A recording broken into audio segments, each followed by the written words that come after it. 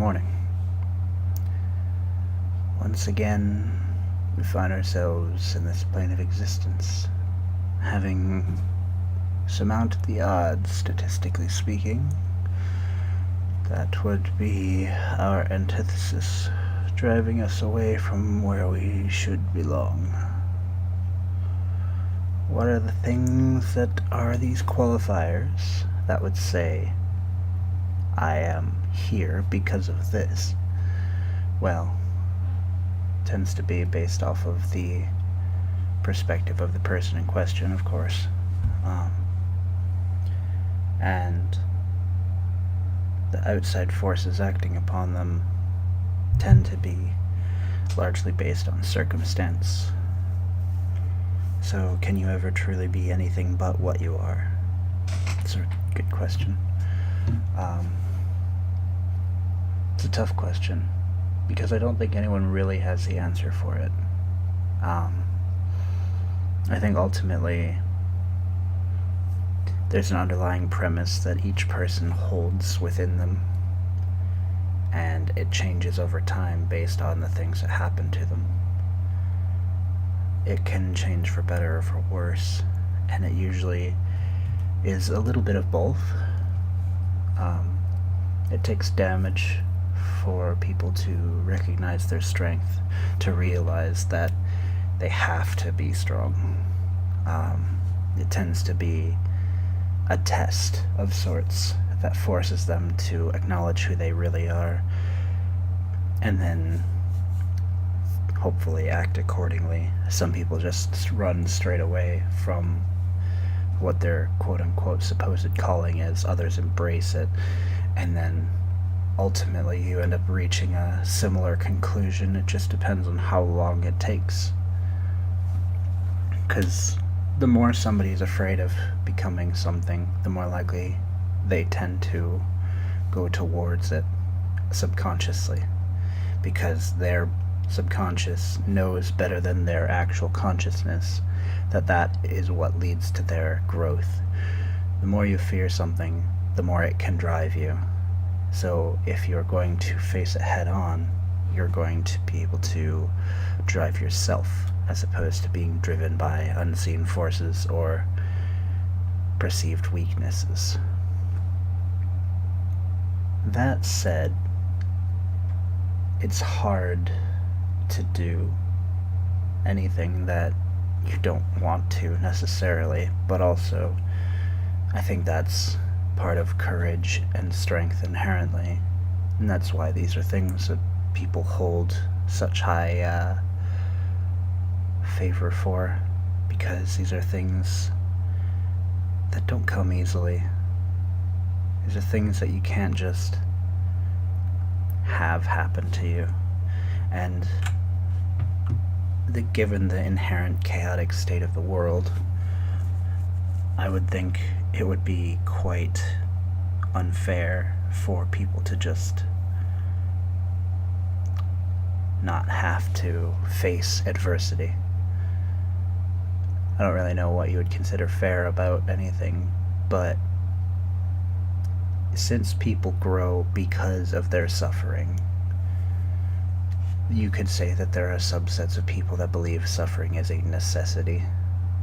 I think that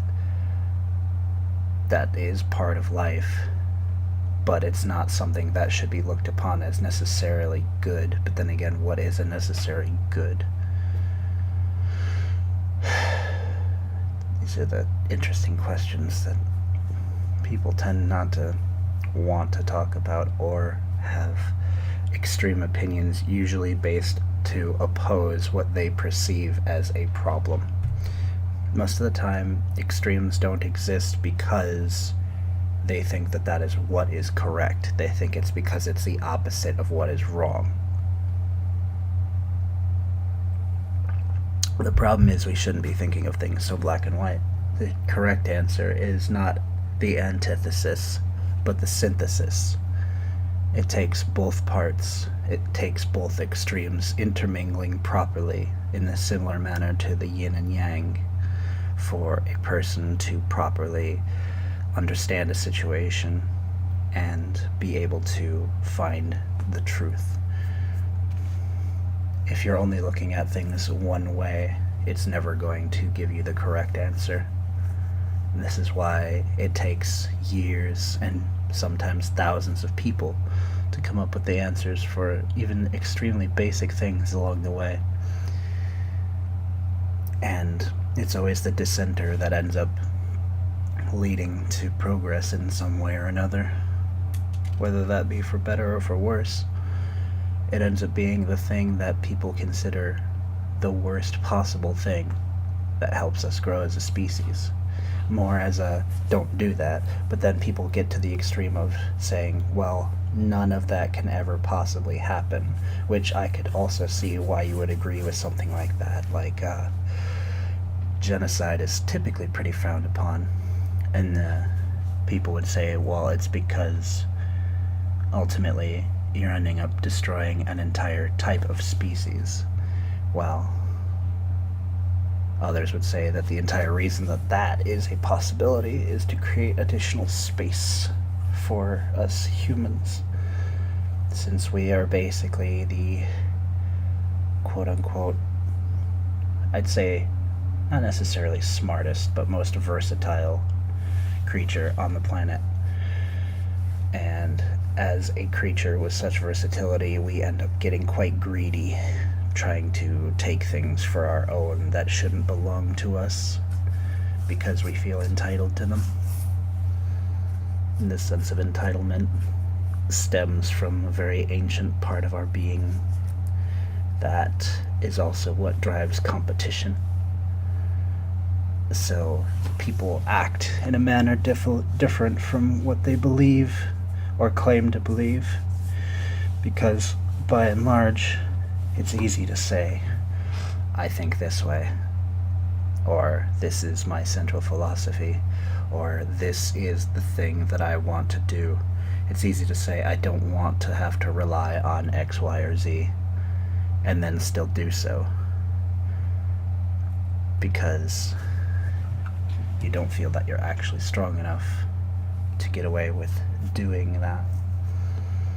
But a person is not defined by what they perceive as their relationships with people necessarily, because your perception of what a relationship is going to be different from the other end of the spectrum, and it's impossible to ever fully know what the other person thinks because you're not living in their situation. You can have some pretty good empathy, you can have very decent understanding, but that doesn't give you sort of a sight into what their actual psyche is. The closest thing we've got to that is psychology, and it's not even anywhere near that. But we together as a species need to stop functioning on the individual, but also still consider it. We need to be better than what we are by pooling our strengths, but also pooling our weaknesses. I think that that might be the answer. It's not trying to ignore the weaknesses along the way that ends up being the thing that we should do. We should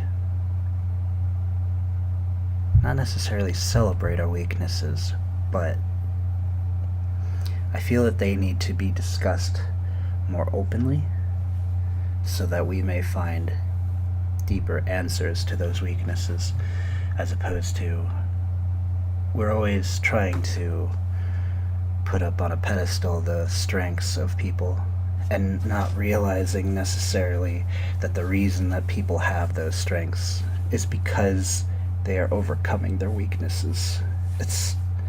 People just think you're born with a set of strength, and that you didn't. Most people don't think you had to strive for it, and that's, I think, where an inherent contradiction lies in humanity's coding, because I think that some people are just born gifted, which I guess is arguably true. However, they still had to work to maintain that. Just because somebody is given a gift doesn't mean they know what to do with it necessarily. It's that kind of thinking that would lead people to believe that those born with a silver spoon in their mouth have necessary advantages. However, if you give a homeless person $1 million, they're more likely to kill themselves with it. On the contrary, if you give somebody with a good education $1 million, they can either figure out something smart to do with it, or they will tend towards instead to do something selfless if they don't know enough about the world to fully integrate their quote-unquote advantages, which is why education is an important factor. So, the rich get richer is a quandary that is pondered by many and is not necessarily untrue, but it perpetuates because one person cannot ever fully know everything about the world as we know it. No one person can have the entire categorical sum total of human knowledge, or else you would be either a sage, insane, or dead. And most of the time, the first two are considered to be interlinked. Sagacity is something that is found in small parts these days, because if anyone were to outrightly express themselves as a quote-unquote sage, they would be either hailed as a blasphemer or a person who is just simply insane, because the truth is a terrifying force to a lot of people. The truth can lead people to do a lot of disheartening things, or in the name of the truth, rather than the actual truth itself.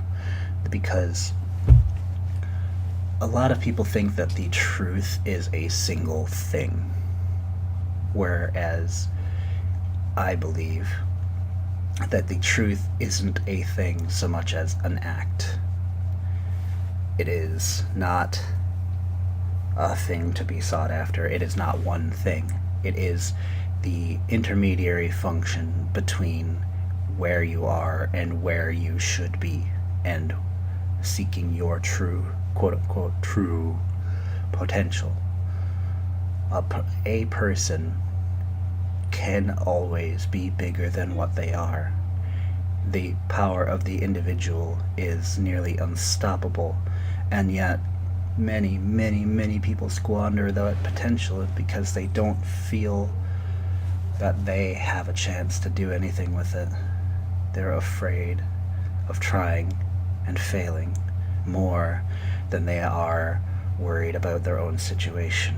You get comfortable in squalor because it's familiar. You get comfortable because it's the same, and it doesn't require change.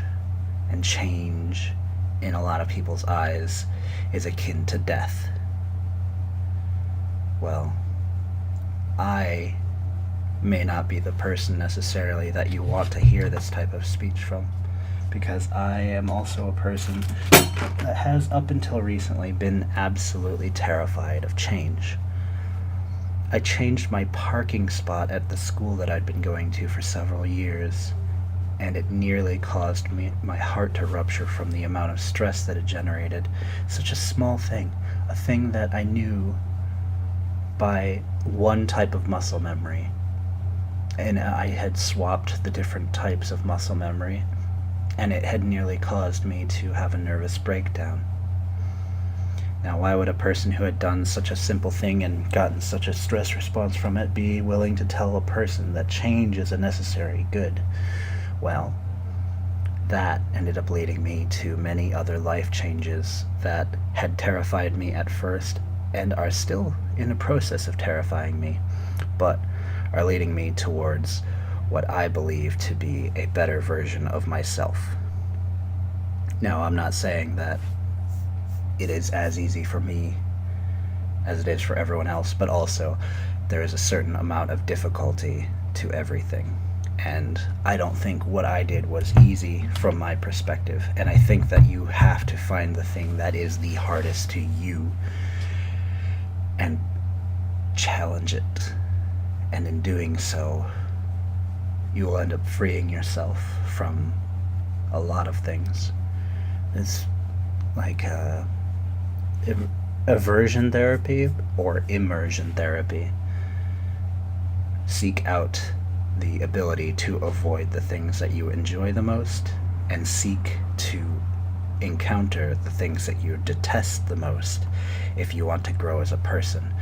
And the people that are unable to stomach nearly anything are at heart terrified. They are putting on a facade of power, of anger, to mask their fear, because it is a difficult thing for a society to fully incorporate the idea of fear. This is why terrorism is such a broad term, because you are preaching and attempting to infuse terror. But what is that? Inherently, that title is a complicated thing that is meant to be an umbrella term, because fear can be caused by a large number of different things because of the way that people are inherently raised. People are indoctrinated to the things that are around them.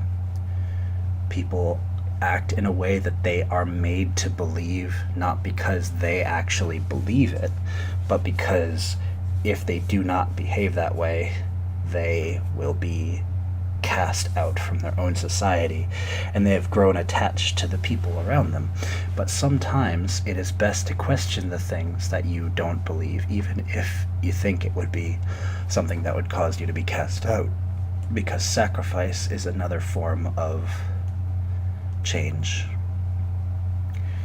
And self-sacrifice, not suicide, but sacrificing of oneself, the things that one used to hold dear, is one of the ingredients of change that can be the most impactful on a person. I am attempting to maintain my stance in the face of difficulty. I'm trying to maintain the things that I desire over comfort, and it is difficult, and it will always be difficult. But I think that it's still something worth striving for. And I hope that it leads me to where I desire to go. I believe it may. I'm not sure. I don't think anyone's sure. But I think this uncertainty itself should be part of a life. Because anyone who's certain of something is usually wrong. People need to second guess themselves.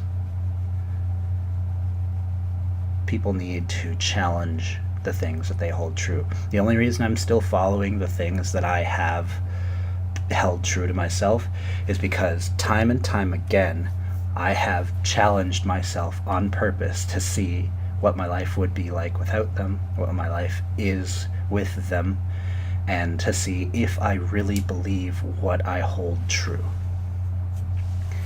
And I do, but it has also modified over the years to something different than from what it was in the beginning, because I'm gaining deeper insights as to what my truth is. And I think that this is an important thing for everyone to do. It is also extremely difficult. It is not something that I suggest necessarily come easily. This is something that has taken years, and I'm still nowhere near where I desire to be. But I am happy to say that I am on a path rather than not moving. I think not moving ends up being the thing that causes a person to become less than they could ever be, because it can lead to you falling apart for no reason, which is worse than falling apart for something that you believe in.